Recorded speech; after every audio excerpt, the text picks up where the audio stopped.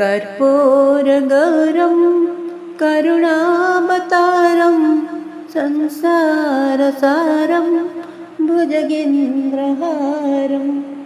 सदा वसन्तं हृदयारविन्दे भवं भवानी सहितं नमामि। भवं भवानी सहितं नमामि। भवं भवानी सहितं नमामि।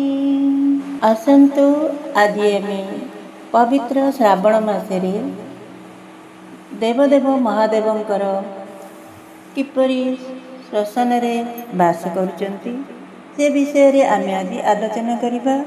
एही पवित्र महाशिव पुराण रे आपण माने आरंभ रु शेष जाए शुणिबे। शुणिले एहार विषय रे बुझी पारिबे। चलंतु एबे स्टार्ट करिबा। शिवंकर श्मशान बास चरित। सनत कुमारंक ठारू शिवंक चरित शुणी सर्वत ऋषिगण हेले आनंदित। आबर बोइले शुण धातंक कुमार कथाई पड़ुछई मनरे आम्भर। से कथा मान विस्तारी कुह तपीबर शिवंकर कहीं पाई श्मशान रे घर। एते बड़ प्रभु होई केहू अभावरे खरा कुहुड़ी सहंती पड़ी श्मशान रे। एहार मूल कारण आम्भंकु बुझाई संतोष मने कुहंतु आहि तपी साई।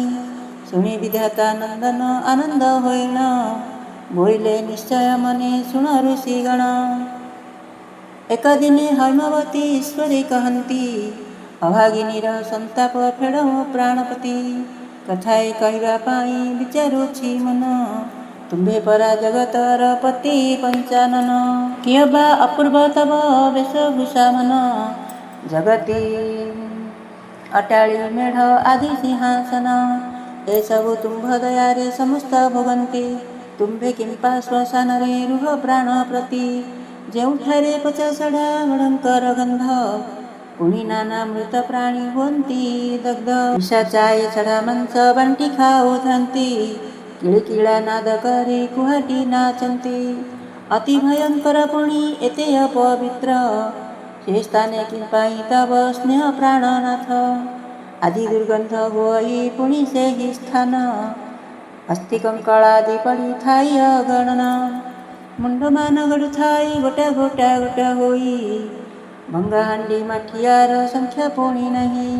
पाउंस अंगार होई थाए कुढ़ कुढ़ कहीं गधा होई थाए केते ठारे हाड़। अंत पुणी शिरा मांस पड़ी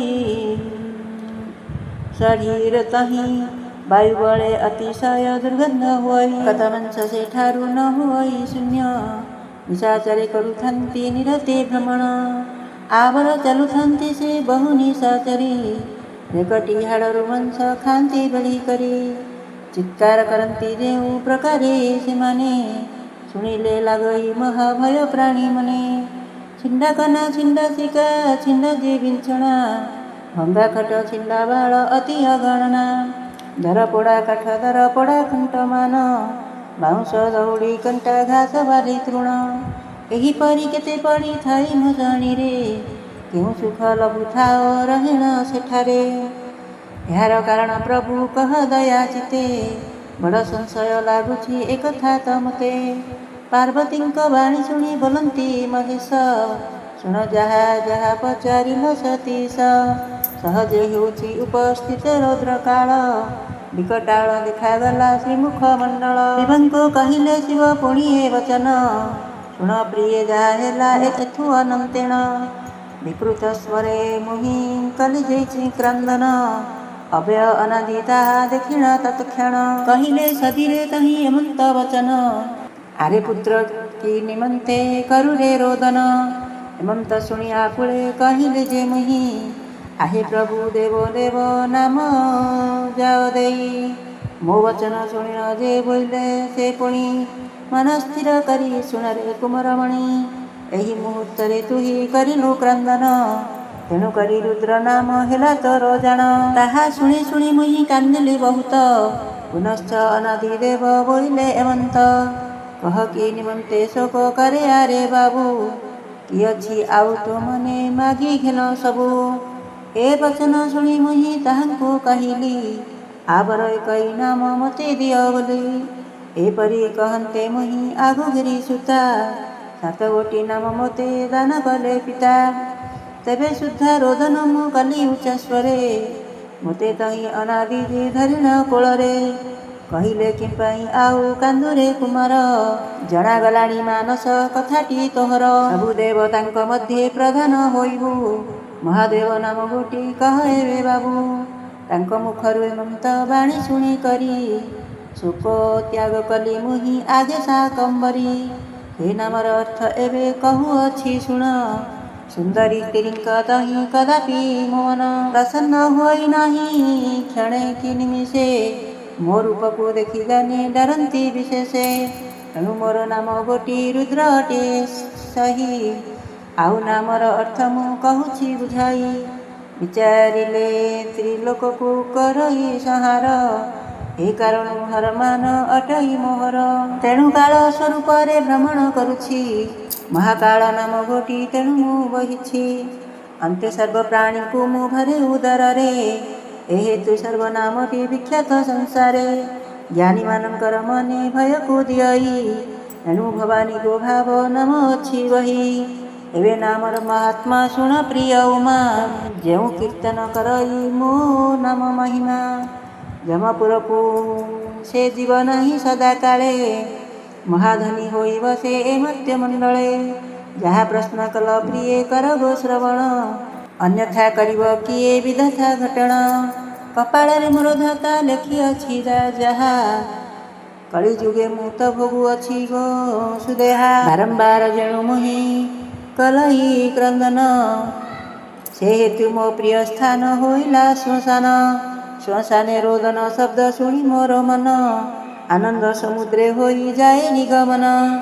ପୁଣି ଚିତାଭସ୍ମେ ମୋର ଅତିଶୟ ପ୍ରୀତି ଯେଉଁ ପରିବଢ଼େ ତାହା ଶୁଣ ଗୋ ପାର୍ବତୀ। ତୁମ୍ଭ ନିକଟେ ଅନ୍ତର ଗୋପନ ଭାରତୀ କେବେ ମୁଇଁ ନ ଲୁଚାଏ ଶୁଣ ଆଗୋ ସତୀ। ବ୍ରହ୍ମଜ୍ଞାନ ଆନ ଆଗେ କହିବା ନିଷେଧ ତବ ଆଗେ କହିବାରୁ ହୋଇଲା ବିବାଦ। ସଂଶୟ ମନୁ ଫିଟାଇ ଆଗ ରାମାବର କହିଲି ସମସ୍ତ ଗାଥା ଖୋଲିଣ ନିକର। ରୌଦ୍ର କାଳେ କାନ୍ଦିବା ଲାଗି ଏହି ଫଳ ବ୍ରହ୍ମାଙ୍କ ବଳରେ ମୁହିଁ ଭୋଗୁଛି କେବଳ। ଏଥିଯୋଗୁ ଶ୍ମଶାନରେ ବାସ କରିଅଛି ଶ୍ମଶାନବାସୀ ବୋଲିଣ ନାମ ବୋଲାଇଛି।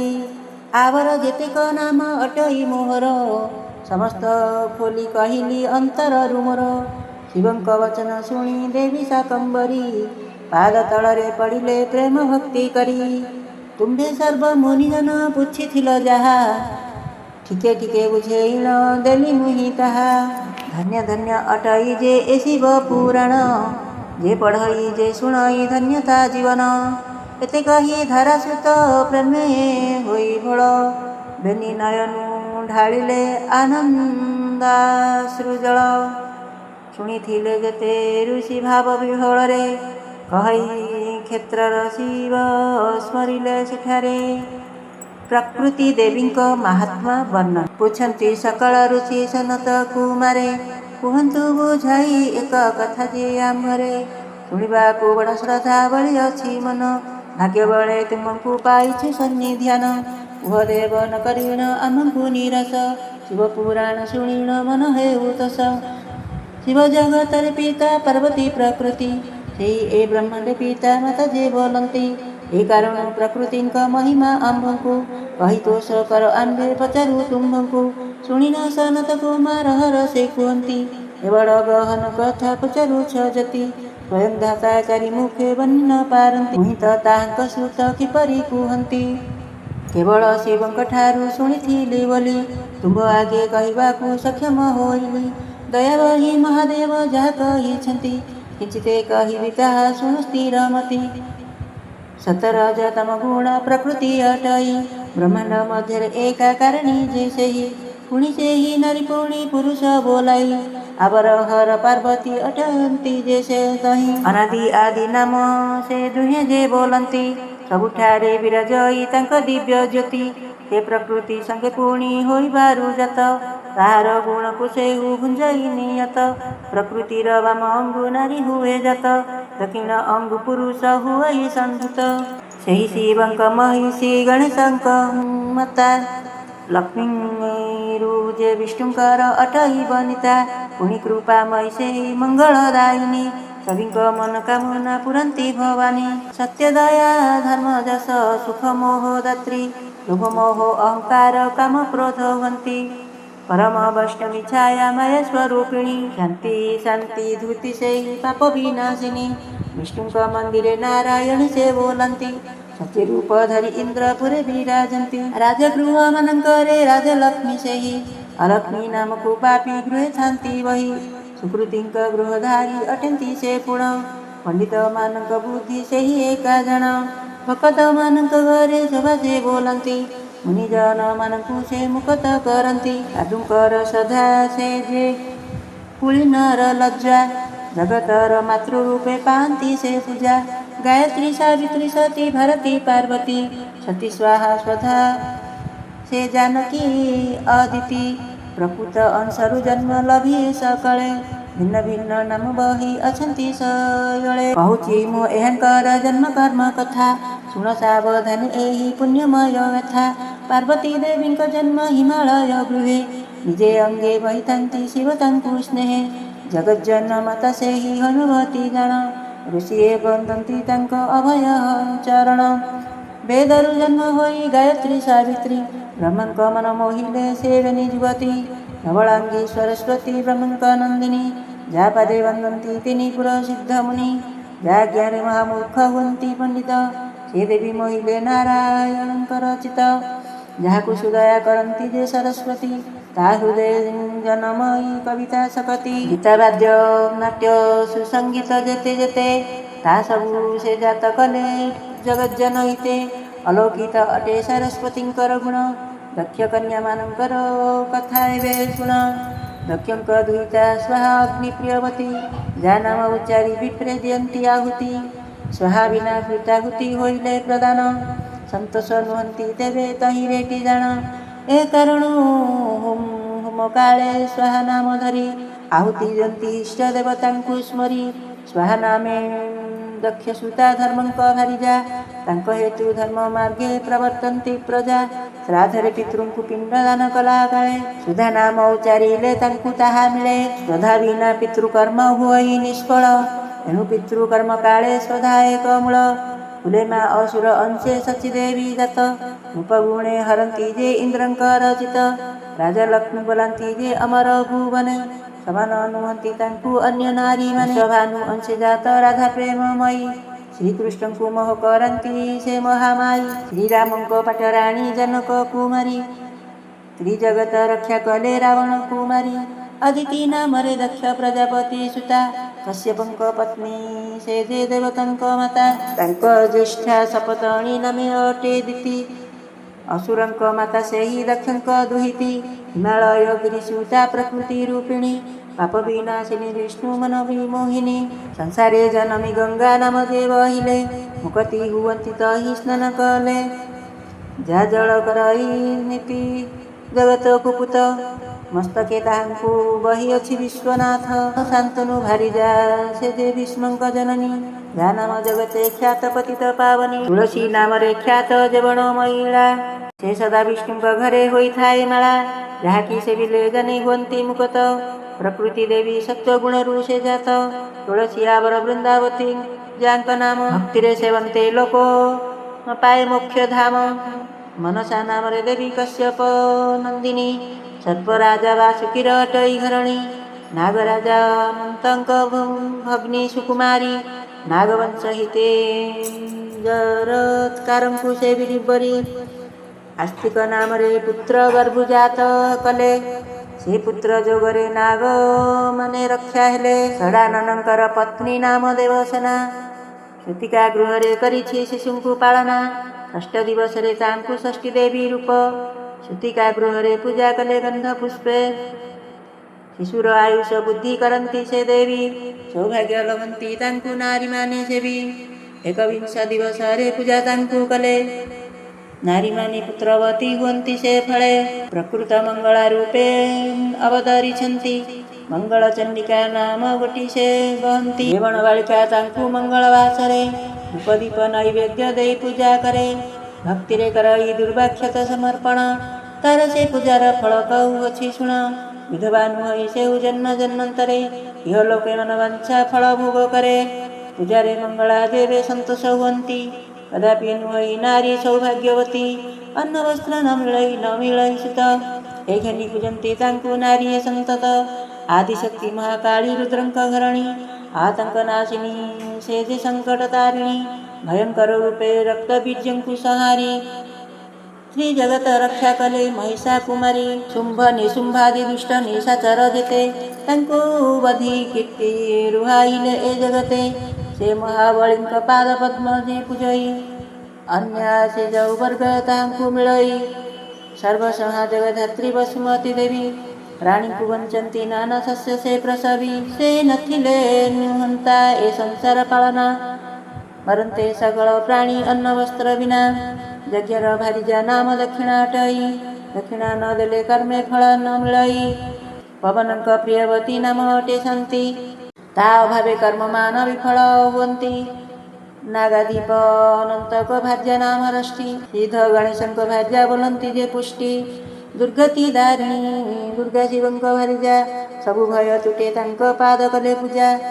ଧୃତି ନାମେ ମହାସତୀ କପିଳଙ୍କ ନାରୀ ଧାରଣା ଶକ୍ତି ବଢ଼େ କୃପାରେ ତାଙ୍କରି। ଯମ ନୃପତିର ପ୍ରିୟାବତୀ ନାମ କ୍ଷମା ଦରିଦ୍ର ନାରୀଙ୍କ ଉତ୍ତମା। ଆବର ସ୍ୱରୂପ ସୁଶୀଳା ଏ ଦୁଇ ନାରୀ ସୂର୍ଯ୍ୟସୁତା ଯମରାଜଙ୍କର ମନୋହାରୀ। କନ୍ଦର୍ପର ପତ୍ନୀ ନାମ ମାୟାବତୀ ରତି ମାୟାରେ ତ୍ରିଲୋକ ମୋହି ପାରେ ସେ ଯୁବତୀ। ସତ୍ୟଦେବଙ୍କର ଭାର୍ଯ୍ୟା ମୁକତି ଅଟଇ ମୋହରେ ଭାରିଜା ନାମ ପୁଣ୍ୟବତୀ କହି। କୀର୍ତ୍ତି ପ୍ରତିଷ୍ଠା ଏ ଦୁହେଁ ଭାରିଜା ପୁଣ୍ୟର ତାଙ୍କ ଯୋଗେ ପୂଜା ପାଉଛନ୍ତି ସବୁ ନର। ଉଦ୍ଯୋଗରେ ଭାର୍ଯ୍ୟା ନାମ କ୍ରିୟା ଅଟେ ଜାଣ କ୍ରିୟାକୁ ହୁଡ଼ିଲେ ଲୋକ ହୁଅଇ ଉଚ୍ଛନ୍ନ। ଅଧର୍ମର ସହଚରୀ ନାମ ଅଟେ ମିଥ୍ୟା ଶୁଣ ଋଷିଗଣେ ଏବେ କହୁଛି ତା କଥା। ସତ୍ୟ ଯୁଗେ ରୂପବନ୍ତ ନଥିଲା ତାହାର ତ୍ରେତାନ୍ତେ ଜନ୍ମିଲା ଘେନି କ୍ଷୁଦ୍ର କଳେବର। ଅର୍ଦ୍ଧକାୟ ପ୍ରକାଶିଲା ଦ୍ୱାପର ଯୁଗରେ ପୂର୍ଣ୍ଣାଙ୍ଗ ହୋଇଲା ସେ ଯେହୁ କଳି ପ୍ରବେଶରେ। ତେଣୁ କଳି ଯୁଗେ ମିଥ୍ୟା ହୋଇଲା ପ୍ରବଳ ଅଧର୍ମର ତେଜ ବଢ଼ାଏ ସେ ବେଳୁବେଳ। କପଟ ନାମରେ ଭାଇ ଥାଏ ତାର ସଙ୍ଗେ ଭ୍ରମଣ କରନ୍ତି ଦୁହେଁ ବୁଲି ନାନା ରଙ୍ଗେ। ଲଜ୍ଜା ଶାନ୍ତି ଦୁହେଁ ତାର ବେନି ସପତଣୀ ରାଗେନ ପୁରାଏ ତାଙ୍କୁ ସେ ମିଥ୍ୟା ରାଢ଼ିଣୀ। ଲଜ୍ଜା ଶାନ୍ତି ଦୁହେଁ ଯାଇଥାନ୍ତି ବାସ କରି ସେ ସ୍ଥାନରେ ପଶି ନ ପାରନ୍ତି ମିଥ୍ୟା ନାରୀ। ସଂସାରେ ତିନୋଟି ଭାର୍ଯ୍ୟା ଅଛନ୍ତି ଜ୍ଞାନର କହିବା ତାଙ୍କର ନାମ ଶୁଣି ହେତୁକର। ସ୍ମୃତି ମେଧା ମୁଦି ଅଟେ ସେ ତିନିଙ୍କ ନାମ ଯେ ତାଙ୍କୁ ଭଜିବ ସେହୁ ବୋଲାଇ ଉତ୍ତମ। ରୁଦ୍ରଙ୍କ ଭାରିଜା ମୂର୍ତ୍ତି ନିଦ୍ରା ଦୁଇ ନାରୀ କାଳ ପୁରୁଷର ଭାର୍ଯ୍ୟା ଅଟଇ ସର୍ବରୀ। ସନ୍ଧ୍ୟା ନାମେ ଆଉ ଏକ ଭାରିଜା କାଳର ତା ସଙ୍ଗରେ କ୍ରୀଡ଼ା କରଇ ଯେ ବାରମ୍ବାର। କ୍ଷୁଧା ତୃଷା ଦୁଇ ନାରୀ ଲୋଭର ଗୃହିଣୀ ଶ୍ରଦ୍ଧା ଭକ୍ତି ବେନି ସେହୁ ବୈରାଗ୍ୟର ପତ୍ନୀ। ଗୋରୁମାନଙ୍କର ମାତା ସୁରଭି ଅଟଇ ସେ ସର୍ବଦା ତ୍ରୈଲୋକ୍ୟର ହିତ ସମ୍ପାଦଇ। ବିନତା ନାମରେ ଦେବୀ ଗରୁଡ଼ର ମାତା କାଶ୍ୟପଙ୍କ କାମିନୀ ଯେ ଦକ୍ଷଙ୍କ ଦୁହିତା। ଇନ୍ଦ୍ରଦେବଙ୍କର ପତ୍ନୀ ଅଟଇ ରୋହିଣୀ ସୂର୍ଯ୍ୟଙ୍କ ଭାରିଜା ଛାୟା ସଂଜ୍ଞା ନାମେ ବେନି। ଏଥୁ ଭିନ୍ନ ଆଉ କେତେ ନାରୀ ଦେଖାଯାନ୍ତି ସେ ସକଳ ଶକ୍ତି ଠାରୁ ଜନମୀ ଅଛନ୍ତି। ପ୍ରକୃତି ଅଂଶରେ ଯେଉଁ ନାରୀଙ୍କର ଜନ୍ମ ବୁଝାଇ କହିବା ଶୁଣ ତାହାଙ୍କର ନାମ। କାଳିନ୍ଦୀ ମେନକା ଲୋମା ଜାମ୍ବବତୀ କୈନ୍ତା ବାରୁଣୀ ଭଦ୍ରା ମିତ୍ରା ବୃନ୍ଦାବତୀ ଭାନୁମତୀ ଦ୍ରୌପଦୀ ରେବଣୀ ରୁକ୍ମିଣୀ ଚନ୍ଦ୍ରାବତୀ ସତ୍ୟଭାମା ଲକ୍ଷଣା ରୋହିଣୀ ଗାନ୍ଧାରୀ ରେଣୁକା ମାଦ୍ରୀ ଚିତ୍ରରେଖା ବାଳୀ ସୁଭଦ୍ରା ଅହଲ୍ୟା ତାରା ରୁମା ହୀରାବଳୀ ଉତ୍ତରା ମଦନାବତୀ ଶର୍ମା ସୁଦେଷ୍ଟା ପ୍ରକୃତି ଅଂଶରୁ ଜାତ ଏ ସର୍ବ ଅଙ୍ଗନା। ଆଗର ଯେତେକ ଗ୍ରାମ ଦେବତୀ ଅଛନ୍ତି ପ୍ରକୃତି ଅଂଶରୁ ତାହାଙ୍କର ଉତ୍ପତ୍ତି। ଭିନ୍ନ ଭିନ୍ନ ନାମ ଧରି ବିଭିନ୍ନ ରୂପରେ ପୂଜା ପାଉଅଛି ରହି ଗ୍ରାମ ଗ୍ରାମାନ୍ତରେ। ଯେଉଁ ମୂଢ଼ଜନେ ନିନ୍ଦା କରନ୍ତି ଏହାଙ୍କୁ ସେ ବାଧା ଦିଅନ୍ତି ଜାଣ ପ୍ରକୃତି ଦେବୀଙ୍କୁ। ତେଣୁ ମହାଘୋର କ୍ଲେଶ ସେମାନେ ଲଭନ୍ତି ନାନା ବିପଦରେ ପଡ଼ି କାଳ ହରୁଥାନ୍ତି। ଏହି ସବୁ ପ୍ରକୃତିର ଅଂଶ ବୋଲି ଜାଣି ଭକତିରେ ପୂଜା କରେ ଦେବଣ ରମଣୀ। ଧୂପ ଦୀପ ନୈବେଦ୍ୟ ଫୁଲ ଫଳ ଦୁର୍ବା କୁଙ୍କୁମ ସିନ୍ଦୁର ଚୁଆ ଦେଇ କଲେ ସେବା।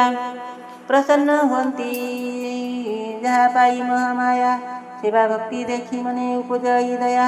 ତେଣୁ ପୂଜା କଲା ନାରୀ ପାଏ ଚଉବର୍ଗ, ଆନନ୍ଦେ ଗୁଞ୍ଜଇ ନାନା ସୁଖ ସୌଭାଗ୍ୟ। ଧରା ତଳେ ଭାଗ୍ୟବତୀ ବୋଲାଏ ସେ ନାରୀ, ସଧବା ହୋଇ ନ ଖେଳେ ପୁଅ ନାତି ଧରି। ଯେଉଁ ନାରୀ ବ୍ରାହ୍ମଣଙ୍କୁ ପୂଜଇ ସୁମନେ, ଦୟାନ୍ତେ ବସଇ ସେଉ ଅମର ଭୁବନେ। ସ୍ତ୍ରୀମାନଙ୍କର ଅଛି ଲକ୍ଷଣ ତିନୋଟି, ତା ଏବେ କହିବା ଶୁଣ ସର୍ବ ତପନିଷ୍ଠି। ଏକାଗ୍ରେ ଭକ୍ତିରେ ସ୍ୱାମୀ ସେବା ଯେ କରଇ, ସେ ଜୀବନ୍ତେ ଥିବା ଯାଏ ବିଧବା ନୁହଇ। ତାହାଙ୍କୁ ତମ ନାରୀ ବୋଲନ୍ତି ସଂସାରେ, ଅସାଧ୍ୟ କଥାକୁ କେହୁ ସାଧ୍ୟ କରିପାରେ।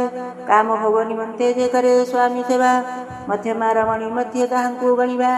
ମଧ୍ୟମା ନୁହଇ ସେ ଯେ ନୁହଇ ଉତ୍ତମା, ରାଜ ସ୍ୱଭାବକୁ ଘେନି ବୋଲାଏ ମଧ୍ୟମା।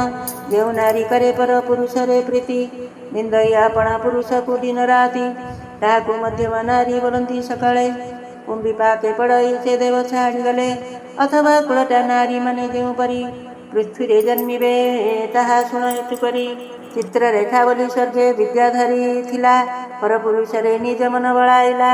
ତା ଜାଣି ତାହାକୁ ଇନ୍ଦ୍ର ଶାପ ଦେଇ ରାଜେ, ତେଣୁ ସେ କୁଳଟା ହୋଇ ଜନ୍ମିଲ ଭୂଭାଗେ। ତା ଅଂଶରେ ଯେତେ ନାରୀ ଜନ୍ମ ହୁଅନ୍ତି, ସେ ସର୍ବ କୁମାର୍ଗେ ପଡ଼ି କୁଳଟା ବୋଲାନ୍ତି। ମହତ ମର୍ଯ୍ୟାଦା ଜାତି କୁଳଶୂଳ ଲଜ୍ଜା, ସେ ନାରୀ କହିଥାନ୍ତି ଏ ସକଳ ତେଜ୍ୟା। ଏ ସୃଷ୍ଟିରେ ପ୍ରକୃତିଙ୍କୁ ପୂଜା କରି ଯେତେ ସୁଖୀ ହୋଇଛନ୍ତି, ତାହା ଶୁଣ ଏକଚିତେ। ପ୍ରଥମେ ଦୁର୍ଗାଙ୍କୁ ପୂଜା କରିଲେ ସୁରଥ, ଦ୍ୱିତୀୟ ପୂଜିଲେ ଗିରିଜାକୁ ରଘୁନାଥ, ତୃତୀୟରେ ପୂଜା କଲେ ସର୍ବ ନର ନାରୀ, ଚତୁର୍ଥେ ଜନ୍ମିଲେ ଦେବୀ ସତୀ ରୂପ ଧରି। ପ୍ରସୂତି ଗର୍ଭର ଜନ୍ମ ହେଲେ ପୁନର୍ବାର, ଦୁଷ୍ଟ ଅସୁରଙ୍କୁ ଦେଖି କଲେ ସେ ସଂହାର। ପତି ନିନ୍ଦା ଶୁଣି ସତୀ ପିତା ଯଜ୍ଞଶାଳେ, କୋପେ ଡେଇଁ ଭସ୍ମ ହେଲେ ସେହି ଯଜ୍ଞ ନଳେ। ପୁଣି ହିମାଳୟ ଗୃହେ ମେନା ଗର୍ଭେ ଜନ୍ମି, ତପେ ବରି ଶଙ୍କରଙ୍କୁ କଲେ ନିଜ ସ୍ୱାମୀ। ତହିଁପରେ କାର୍ତ୍ତିକେୟ ଗଜାନନ ଦୁହେଁ, ଜନ୍ମ ଲଭିଲେ ସଦାଶିବଙ୍କର ଗୃହେ। ମଙ୍ଗଳାଙ୍କୁ ପୂଜା କଲେ ମଙ୍ଗଳ ସୁପାତି, କାଳୀଙ୍କୁ ପୂଜିଲେ ଭକ୍ତି ଭରେ ପ୍ରଜାପତି। ସାବିତ୍ରୀଙ୍କୁ ପୂଜା କଲେ ବିଧାତା ପୁରୁଷ, ରାଧାଙ୍କୁ ପୂଜିଲେ ଗୋପପୁରେ ଋଷିକେଶ। ଗୋପିକାମାନଙ୍କୁ କୃଷ୍ଣ କାଳିନ୍ଦୀର କୂଳେ, ପୂଜିଲେ କାର୍ତ୍ତିକ ପୌର୍ଣ୍ଣମାସୀ ନିଶା କାଳେ। ସୁରସିଦ୍ଧ ବିଦ୍ୟାଧର ନଗରରେ ଯେତେ, ସେମାନେ ପ୍ରକୃତି ପୂଜା କରିଲେ ତଦନ୍ତେ। ତ୍ରୈଲୋକ୍ୟର ପୂଜା ବିଧି ହୁଅନ୍ତେ ପ୍ରଚାର, ତ୍ରୈଲୋକ୍ୟର ପୂଜା କଲେ ସୁର ନାଗ ନର। ପ୍ରକୃତି ଦେବୀଙ୍କ ପୂଜା ବିଧି ଅଟେ ଏହି, କହିଲୁ ତୁମକୁ ଶିବ ଥିଲେ ମୋତେ କହି। ଯେଉଁ ପ୍ରାଣୀ ଶ୍ରଦ୍ଧା ଭରେ ଏହାକୁ ପଢ଼ିବେ, ଅନ୍ତକାଳେ ଯାଇ ବୈକୁଣ୍ଠରେ ବସିବେ। ଶିବ ପୁରାଣରେ ସମଗ୍ର ଗ୍ରନ୍ଥ ମଧ୍ୟ ସାର, ମହାବଳଶାଳୀ ସେ ଯେ ଦେବଙ୍କ ଉପର। ଶିବ ଶକ୍ତି ଦୁହିଁଙ୍କୁ ଯେ ଏକତ୍ର ପୂଜେ, ଧନ ଜନରେ ଭଣ୍ଡାର ତାର ପୂର୍ଣ୍ଣ ହୋଇ। ପ୍ରକୃତି ପୁରୁଷ ଶିବ ପାର୍ବତୀ ଅଟନ୍ତି, ମଙ୍ଗଳଦାୟିନୀ ବୋଲି ତାହାଙ୍କୁ କହନ୍ତି। ତାହାଙ୍କ ଚରିତ ଯେବା ଶ୍ରଦ୍ଧାରେ ଶୁଣଇ, ଡରେ ସମନ ତାହାର ପାଶନ ଆସଇ। ପୁତ୍ର ପୌତ୍ରୀ ଆଦିରେ ତା ପୁରଇ ନବର, ଗୁହାଳ ଗୁହାଳ ଧେନୁ ଭାଗ୍ୟେ ଜୁଟେ ତାର। ଏହିପରି ଅଟଇ ଯେ ପ୍ରକୃତି ବିଧାନ, ତାହାଙ୍କ ପାଦେ ଶରଣ କର ସର୍ବଜନ। ନିଶ୍ଚୟ ସଦ୍ଗତି ଦେବେ ପାର୍ବତୀ ରମଣ, ଅଧମ କ୍ଷେତ୍ର ମୋହନ ରଚଇ ଭାବିଣ।